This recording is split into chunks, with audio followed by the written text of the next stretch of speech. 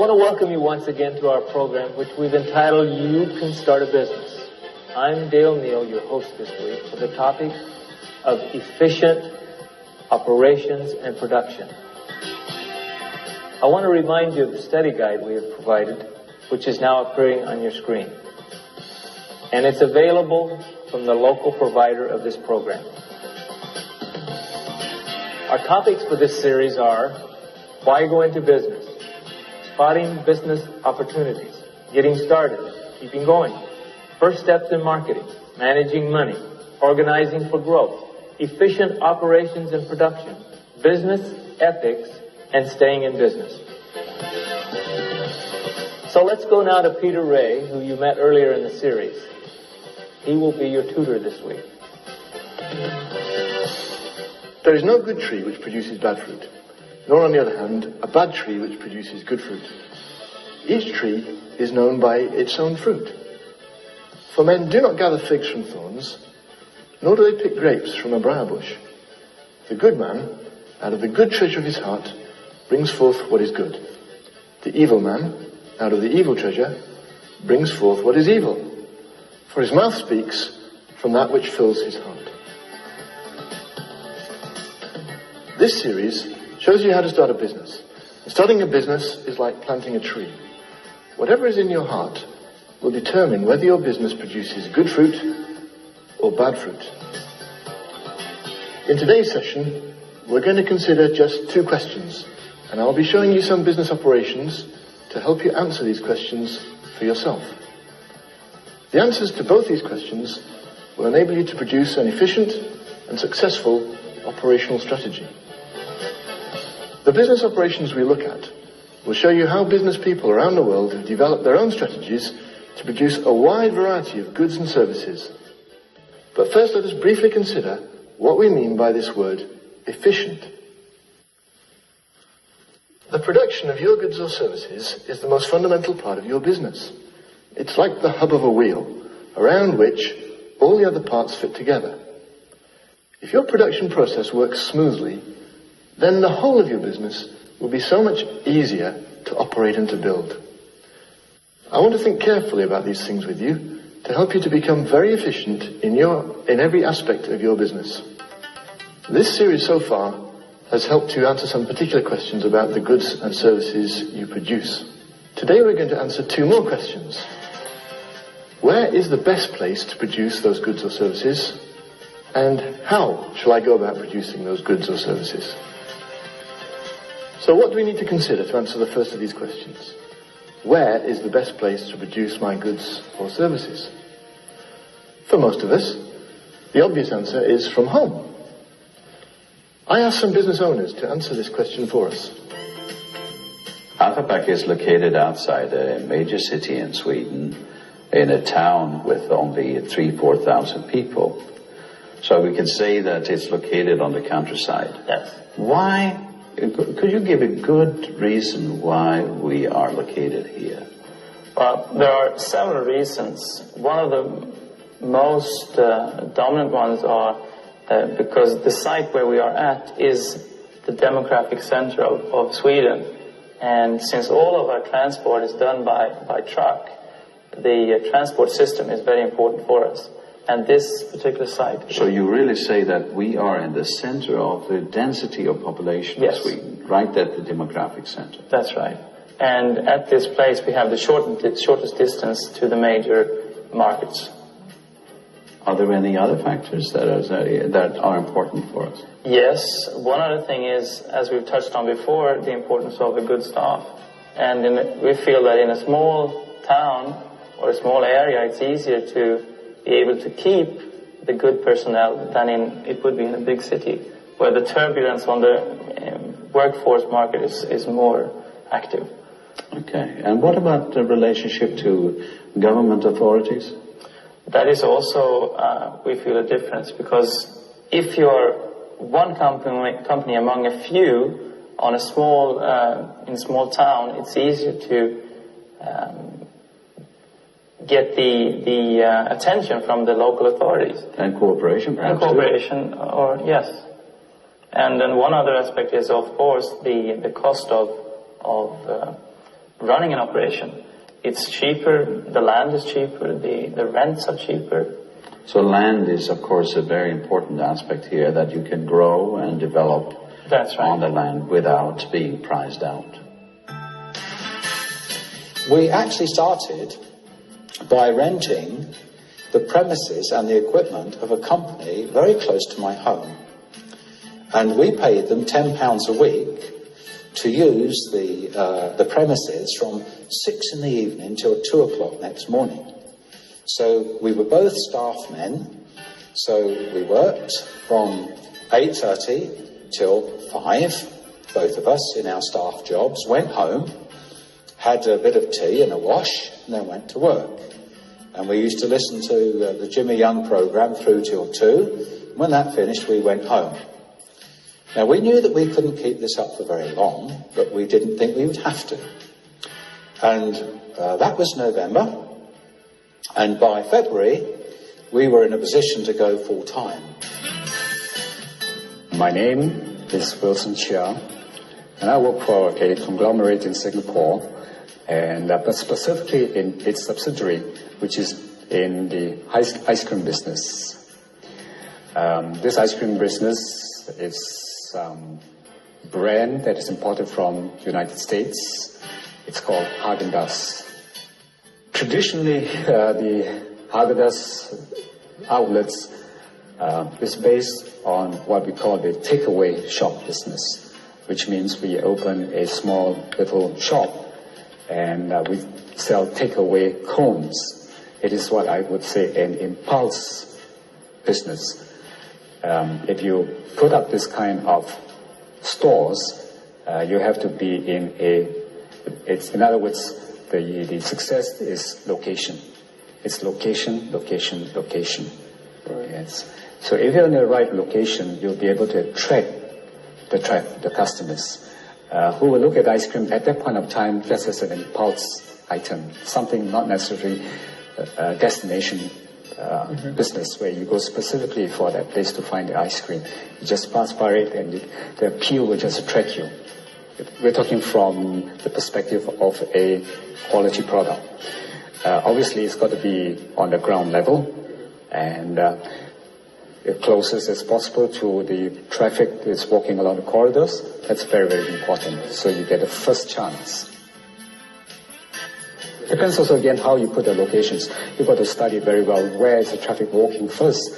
If you put your shop in a location where most of the traffic will be walking the other way, then if another shop puts a store there, then he's going to take your business first, and by the time that traffic comes to your place, you will not have the chance.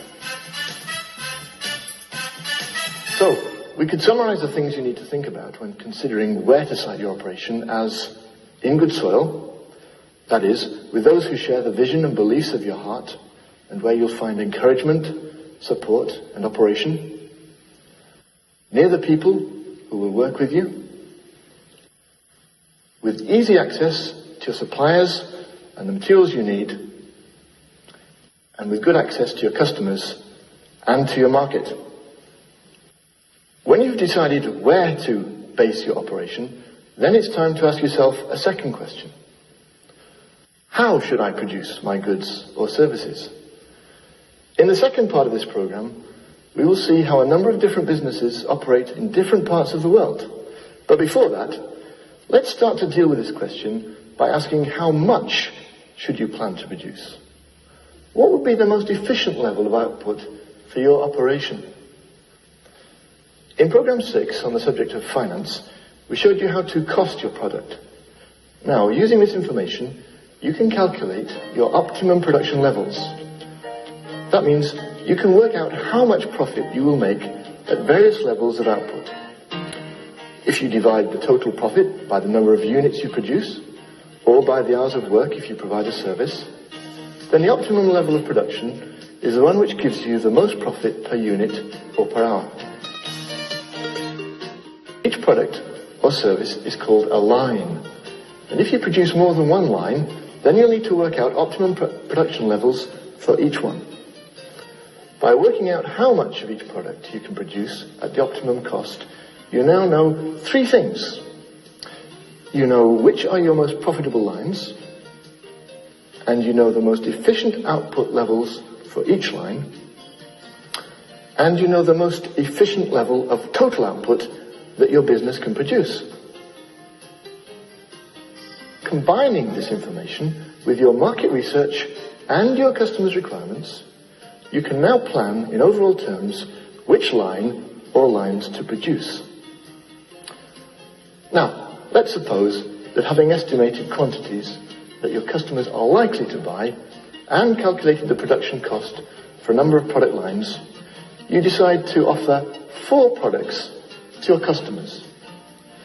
To produce these 4 products, you estimate your labor requirement as 140 man-hours per week.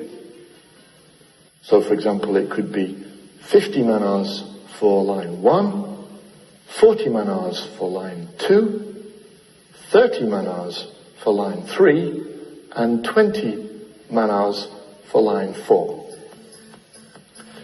You have a number of choices as to how you organize production. At one extreme, you could just work day and night for 140 hours every week, employing someone else to work while you rested. This plan would achieve a constant level of output. Or, at the other extreme, you could produce to order, employing as much labor as you needed whenever it was necessary to do so. This plan would achieve a variable level of output. It would cause weekly employment fluctuations with no labor on some days and up to 20 on others. An efficient plan would be somewhere between these two. For example, you could employ 4 men who work 7 hours each day for 5 days each week. And this would give you 140 man-hours every week. It's good to be efficient, but it's also good to be flexible. So, let's summarize the things you need to think about when considering how much you should plan to produce. The skill and flexibility of your workforce, the amount your customers will buy, the quality of your goods and services, the production capacity of your business, the number of lines you can produce simultaneously, the availability of materials, the cost of holding stock. How do you organize flexibility and efficiency in your production process? It will help you to put what you're seeing into context if we look at these operations in the sequence of the production process. In other words, we will start with the production plan, then we will move on to look at how those materials and supplies flow through the production process, and finally, we will end with the finished products and see how they are made ready for the customer.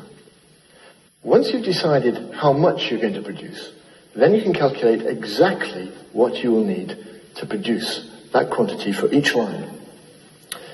If your product involves more than one process, it isn't necessary for you to have to make everything. Often it's simpler and cheaper to subcontract some of the production processes. It's particularly important to consider this if any part of the process requires specialized skills or equipment. When you have calculated what you need and whether it is more cost-effective to make it or to buy it, then you can place orders with your suppliers. It is always a good policy to design your product so that it can be made with substitute materials. Then, if there's a shortage or a price increase of one material, you can use another.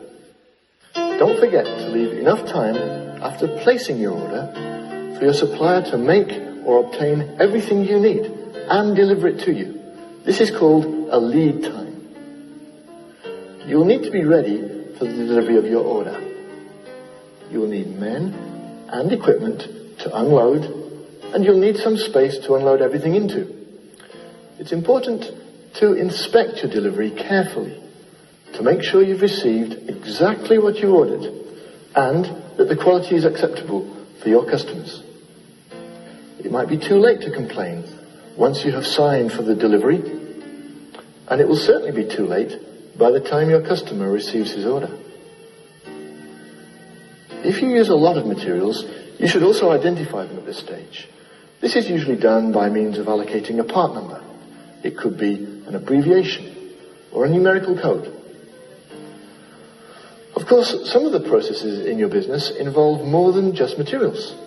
You will also have to prepare to receive and welcome people and information and anything else you will need to operate your business. Most suppliers offer various volume discounts. But if you buy more than you need for immediate use, then you need enough and the right kind of storage space. And remember, inventory costs money. Make sure you protect your materials securely. They are valuable. Even the cheapest material can bring your whole operation to a standstill if it had gone missing when you needed it.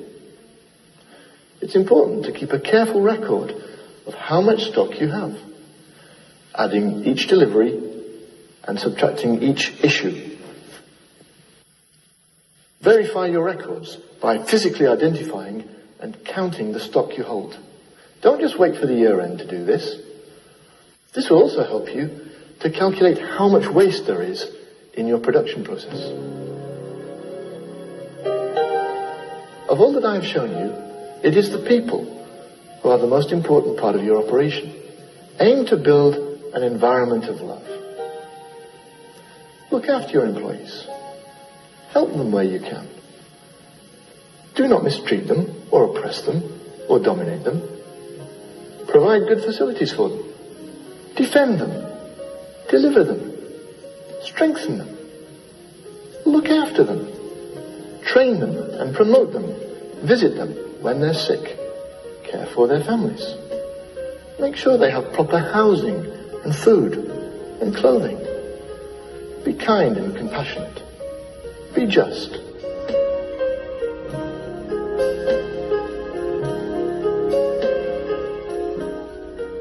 Well, I'm Cheryl Lee, Managing Director of MPEX Direct Media.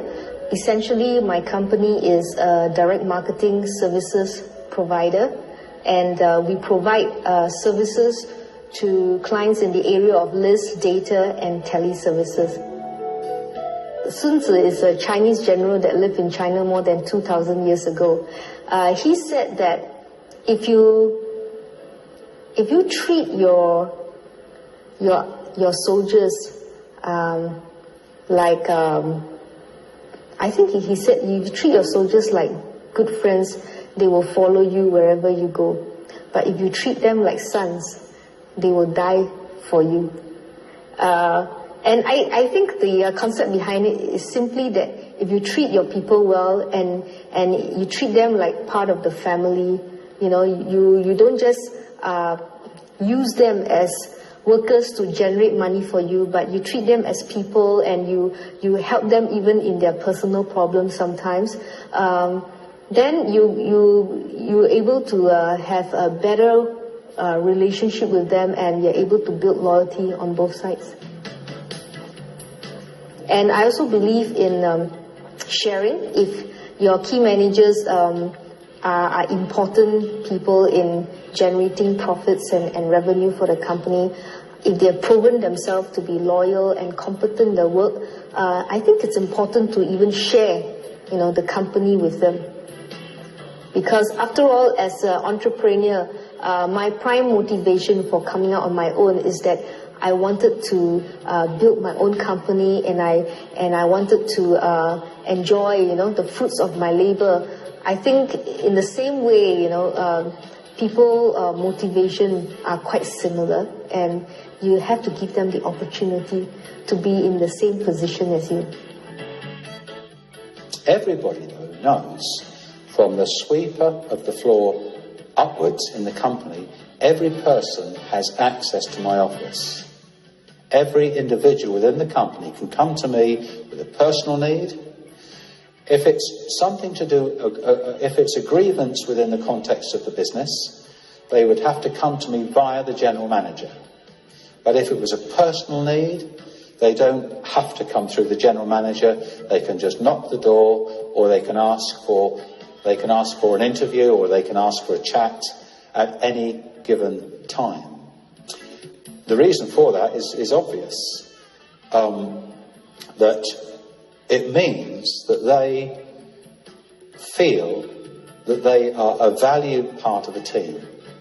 So it is all about teamwork. That runs right through the organisation. The loyalty level within this group of companies is exceptional. And this is because people are given room to do their jobs, they're not threatened by each other, and it enables them to grow. The task I want you to set yourself this week is this. What can you do to build an environment of love in your business? I'm going to finish by asking some business owners about the kind of problems they face in their production processes. Let's find out, shall we? In our experience, we have lost customers when we've not been able to deliver on time. I can recall a situation not very long ago in Israel, where the second largest customer in Israel wanted to place a mega order. And when I talk mega, I'm talking $1 million, which to us is a big order. A company called Tadiran, second largest, third largest company in Israel. They flew over here. They were desperate to place the order with us. Now, I could have taken the order and not delivered on time. They had to have their product in October and November. It was impossible for us to deliver. I had to say no. It hurt me to say no. We lost market share in Israel for saying no.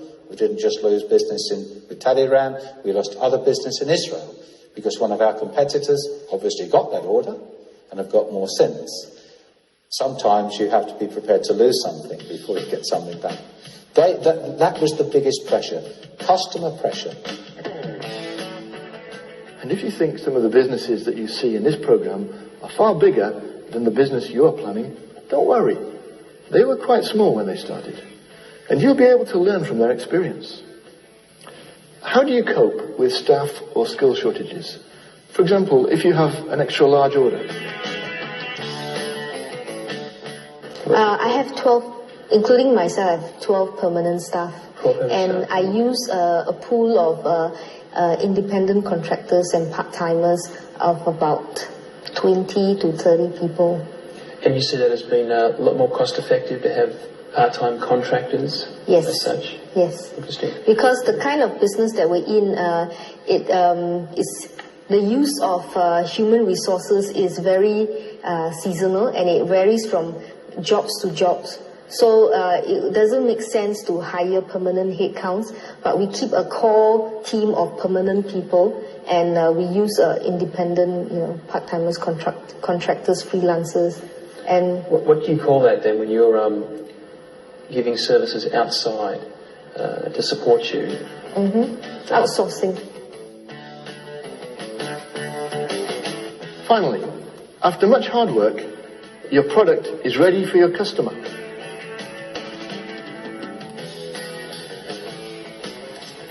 Ask yourself, is it exactly what my customer ordered? Will this product do everything my customer expects it to? Have I delivered it on time? Am I charging no more than we agreed? Is there anything else I could have done to help my customer? The answer to these questions will help you to continually develop and improve the operation of your business. Thank you for watching this program.